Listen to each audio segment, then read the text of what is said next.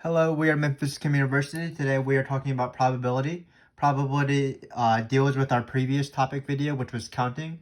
And just like with counting, the difficulty level of probability questions range quite wildly. There's easy questions, and the difficulty of these probability questions can really be unbounded.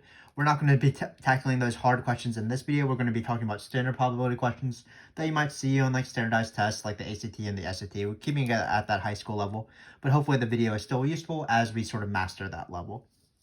So we do want to talk about probability a little bit in theory. So you probably are aware of probabilities like flipping coins and seeing whether you have heads or tails and things like that.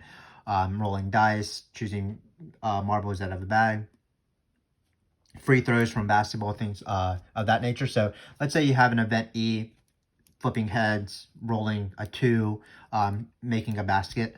The probability of that happening is the number of chances that the number of ways that that event can happen divided by the total number of outcomes. So if you flip that coin, there's 2 possibilities, of course, heads or tails.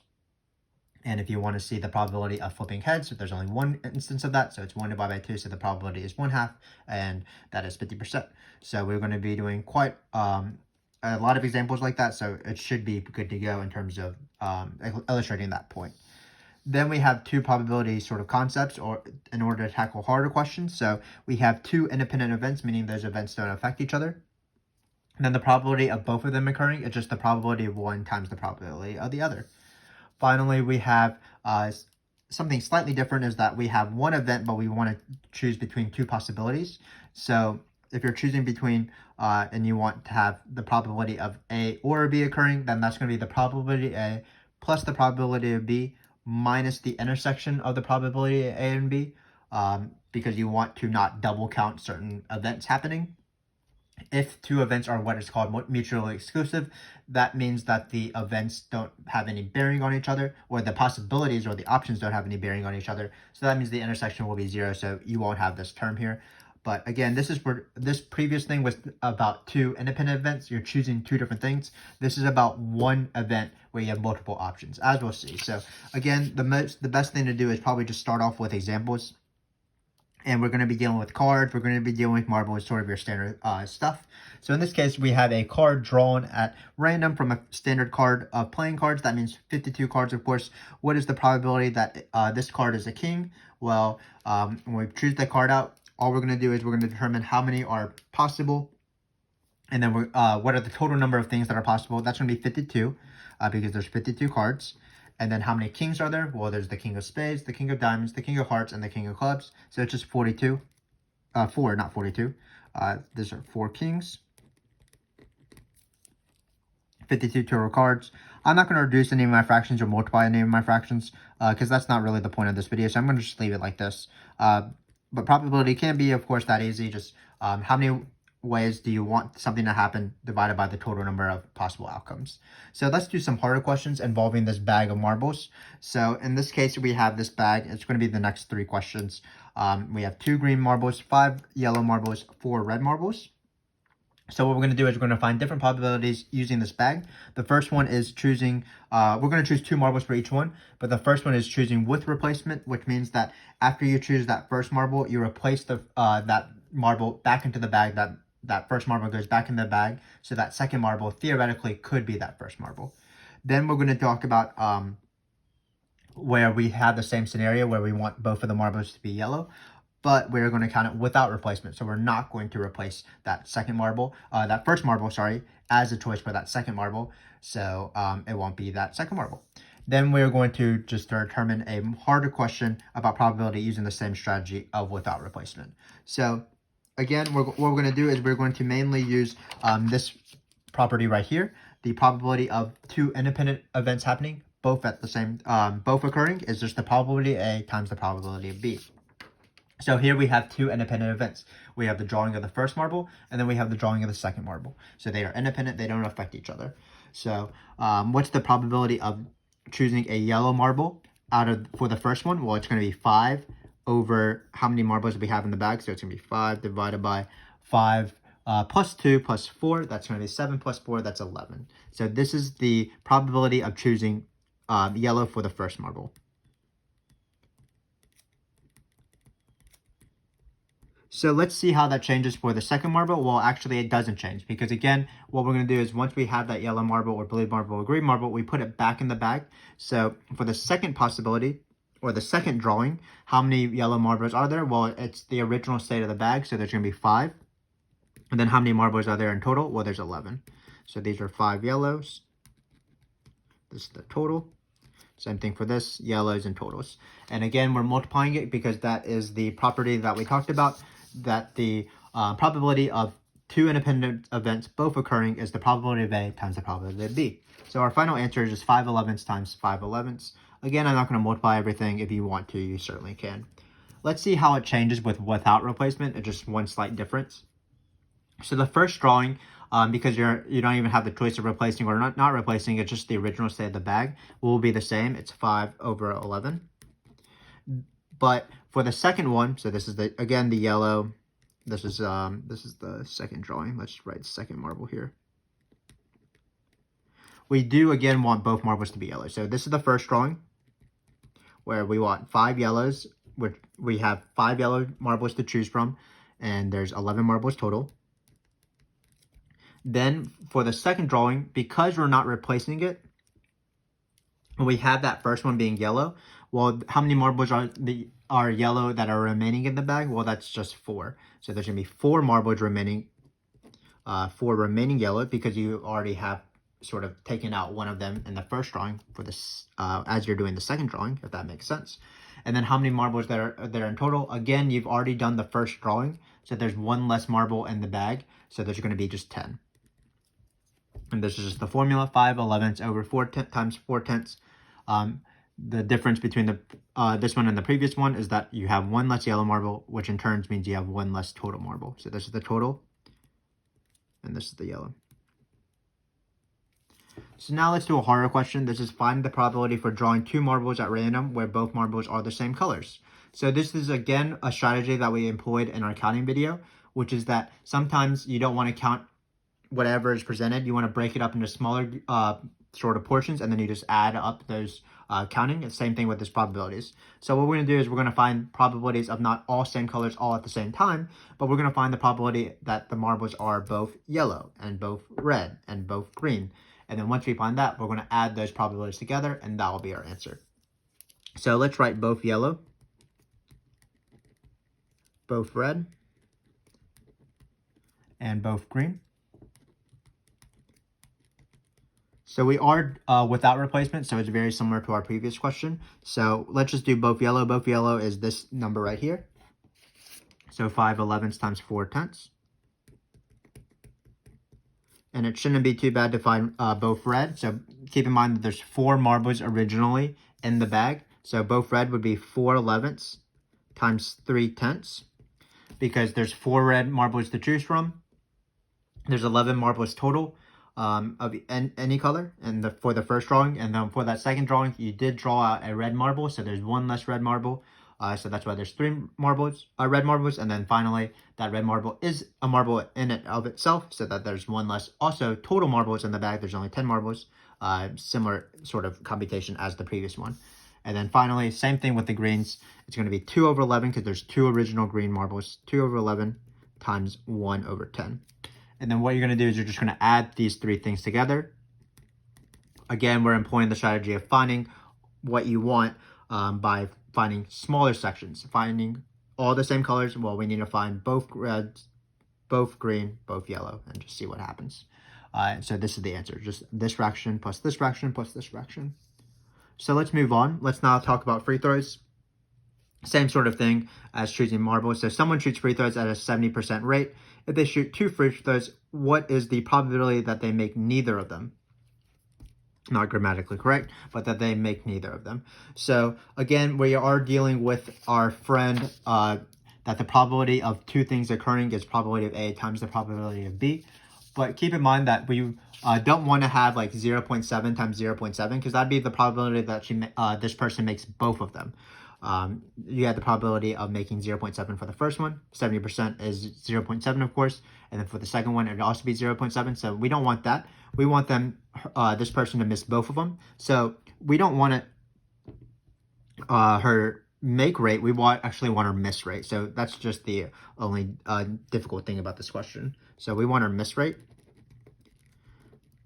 So keep in mind her miss rate is 30%, which is again 0.3. So what's the answer here? Well, it's just going to be 0.3 times 0.3 or 0.3 squared.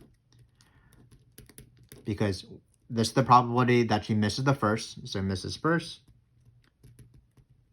and then misses second, which is what we want. Because we want her to miss both of these, or we want this person to miss both of these. So again, not too bad. We have been employing this strategy quite often. This guy right here, and now let's employ this strategy. So instead of having two different events like we had in this this first half of the video, two different marble drawings, two different free throws. What we're going to do now is we are going to take this 52 card deck, and we're only going to draw one card, but we have different possibilities of what we want this card to be, a black card or a face card, and the next one is a queen or a spade. So this is the second form, or this formula that we talked about in the intro of the video, which is that if you have this sort of situation where you just have one event, but you have different possibilities, the probability of either of these possibilities occurring is the probability of A plus the probability of B minus the intersection of the probability. And it will be more sort of discernible and more understandable as we explain it in the context of cards. But you do need to know something about cards, so let me just remind you. We have 52 card deck. There are 4 suits. They are diamonds, hearts, those are the red suits. And then you have clubs and spades, those are the black suits. Then you have these things called face cards for each suit. Each suit runs from ace to king. Ace 1, 2, 3, 4, 5, or not in 1. Ace is 1, so it's ace, 2, 3, 4, 5, 6, 7, 8, 9, 10. And then you have 3 face cards in each suit, jack, queen, and king. Keeping in mind, again, that there's 13 cards of each suit, 52 divided by 4.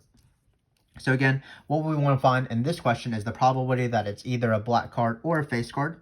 So probability, so we'll call this A and B to use our formula. And what we're going to do is to find the probability of the union of A and intersection. The union of A and B is the probability of A plus the probability of B minus the intersection of those probabilities. So for the first one, we want to find this. The union is again the probability of either of them occurring. So what we're going to do is we're going to have the probability of A plus the probability of B, and then we're going to see which cards satisfy both conditions. That's going to be the intersection. We're going to subtract it off because when we counted the probability, it counted it for this and this, so we don't want to double count it. So it's going to be P is A intersection B. So what's the probability of A? Well, the probability of A, those black cards, how many black cards are there? There's 1/2 probability because there's 26 black cards. The clubs and the spades, half the deck. So it's going to be 26 over 52. Again, that's 1/5, 1/2, not 1/5. And then the probability of B, well, that's the number of face cards are there. Again, there's jack, queen, and king in all 4 suits. So that means there's 12 face cards. So it's 12 over 52. So this is the probability of A happening plus the probability of B happening. But again, there are cards that satisfy both of these conditions. So we want to subtract the number of those cards on the outside, which is this quantity right here. So how many black cards are there that are also face cards? Well, those are your face cards that are of the suits clubs and spades. So it's the jack, queen, and king of spades and the jack, queen, king of clubs. So that's going to be 6 of them. We're going to subtract them off to not double count them. And then this is going to be our answer once we just add these numbers together. Common denominator, so these fractions should be pretty easy to add up. Here we have 12 minus 6, that's 6, plus 26, it looks like we have 32 here. I'm not going to simplify because, again, the point of this video is not the arithmetic, it's not the multiplication or the fraction, but it's just setting up sort of these formulas. So let's practice this sort of strategy one more time because it shouldn't be too bad. Using a 52 card deck, what is the probability that one draws a card that is either a queen or a spade? So it's the same idea here, A and B. We want to find the probability of either of these events happening. So it's union B. I keep saying intersection, but it's union. And then it's probability of the first event plus the probability of the second event minus the probability of both events happening. So what's the probability of A? Well, the probability of A is the number of queens in the deck. How many queens are in the deck? Well, there's 4 of them because there's 4 suits. So it's 4 over 52. Then how many spades are there? Well, the suits divide the deck into 4 equal parts. So there's 4 of them. So that's going to be 13 over 52. And again, we do have to subtract off the number of queens that are spades. How many cards are there? Well, that's only one thing because it's the queen of spades. So we're going to subtract off 1 over 52. And this is the answer. 4 plus 13 minus 1. Nothing too crazy. 4 plus 13 is 17. 17 minus 1 is 16. Again, you can reduce if you want, but I'm feeling a little bit lazy. I'm just happy that I got the correct answer in the end. So now, let's do harder probability questions to end it out. These last 3 probability questions. For this first one, what we're going to do is we are going to, we have the words at least one, and we encountered the words at least one in our previous video when we were counting. So just keep in mind that here we have, we're assuming that the probability of the birth of a child is of a particular sex, meaning a boy or a girl, are just both 50%. And then simplifying things, of course, if we have a family with 4 children, and what we're going to try to determine is what is the probability that there is at least one girl. So keep in mind that this is a little bit hard to sort of think about finding the probability, because there's certainly not just one case. It would be a lot easier if it was what is the probability that there's exactly one girl. But in this case, we're doing at least one girl, which means that there can be 1 girl, 2 girls, 3 girls, or 4 girls. So you're counting all those possibilities. But what's easier is to just count the number, just like in our previous video, we count all the total number of cases, the total probability. And what we're going to do is we're just going to subtract off the that bad case, which is all boys. So again, we have 2 choices here. We could find the probability of 1 girl, then we can find the probability of 2 girls, 3 girls, and 4 girls, but that's finding 4 different things. Or we can subtract off the total number of no girls, meaning all boys, subtract that off from the total probability, which is just 1, and then we would be able to find our answer with just 1 computation. So that's our strategy. It's a nice strategy, just using a tangentially related probability question to solve the probability question that we have. So again, what we're going to do is we're going to find 1 minus the probability, 1 being, of course, 100%, so that's the total number of, that's the total probability of every single probability question. So it's 1 minus probability of no girls, which no girls is the same thing as 4 boys. So here we are going to use our multiplication principle, multiplying, because we have 4 different events. It's not like the card examples in the previous one where you have only 1 event. We have 4 different children, so those are our 4 different events, and it's the probability of A times probability of B 4 times. So keep in mind that the probability that each child is a boy by the given of the question is 50%. So all this is going to be is 1 minus either 1/2 to the 4th or 0.5 to the 4th. If you want, you can write it as 0.5 times 0.5 times 0.5 times 0.5. Again, this is the probability that the first child is a boy, second probability that the probability the second child is a boy, third child is a boy, fourth child is a boy. You're multiplying that all together because that's the multiplication property. Then we are doing the strategy, finding the bad cases, subtracting it off from the total. So this is going to be the answer, 1 minus 0.5 to the 4th. So just keep in mind those 2 main strategies whenever you're counting or doing probability questions. One of the strategies was breaking up larger questions into smaller questions. Another strategy is taking a larger question or a larger probability and sort of cutting off those bad things to find a smaller probability. So let's do this question right here. 2 numbers are from 1 through 20 are chosen by a random number generator. What is the probability the same number is chosen twice? So we have this random number generating, so it's generating 2 numbers between 1 and 20, like 2 and 18, 3 and 7, 11 and 1. And what we want to do is we want to determine what's the probability that the same number is chosen. So this is pretty similar to our previous question, both yellow, both red, both green.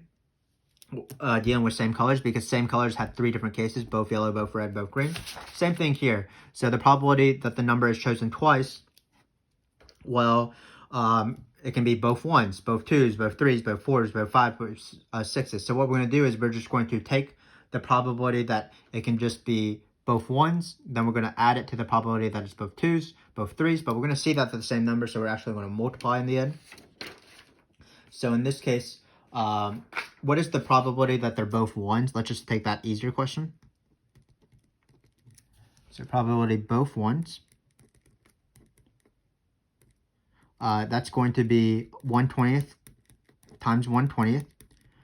This is the probability. This first one is the probability that the number generator spits out 1 for the first number. And then the second thing is the probability that the random number generator spits out 1 for the second number. And by the multiplication principle, it's just 1/20th times 1/20th because you have two events that have no bearing on each other.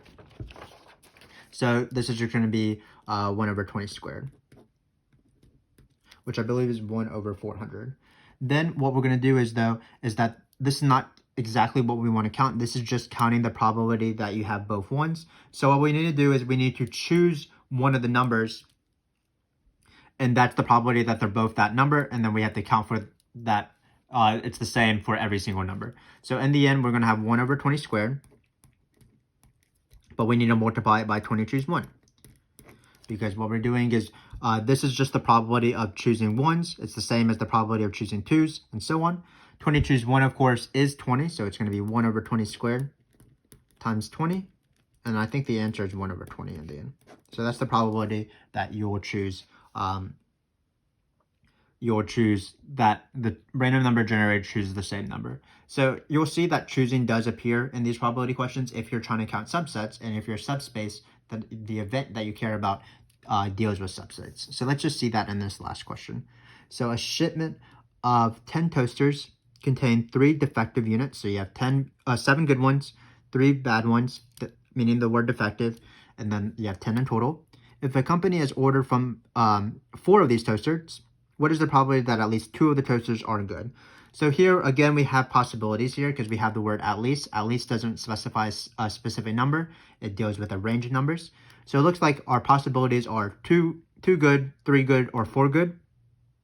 Another way to say this is that we can take our strategy of a previous example, and we can we can take our starting number of 1, our total probability, and then we can subtract off the cases where there's 0 good toasters out of these 4 and also 1 good toaster, and you'll be left with the 2, 3, and 4. But that's around the same difficulty, subtracting off 2 things, adding 3 things. So I'm just going to keep it with this. I'm going to count the probability that 2 of the toasters are good, meaning 2 of the toasters, 3 of the toasters, or 4 of the toasters. So let's see how that works in action. So first off, what's the total number of ways you can choose 4 toasters from 10? Well, that again, this is where choosing comes from. We're choosing subsets. Watch our previous video if you want to talk about counting. But in this case, order doesn't matter. So we are dealing with subsets. We're not counting lists. So the denominator of this fraction is going to be 10 choose 4. This is the total number of ways you can choose these toasters. So total ways.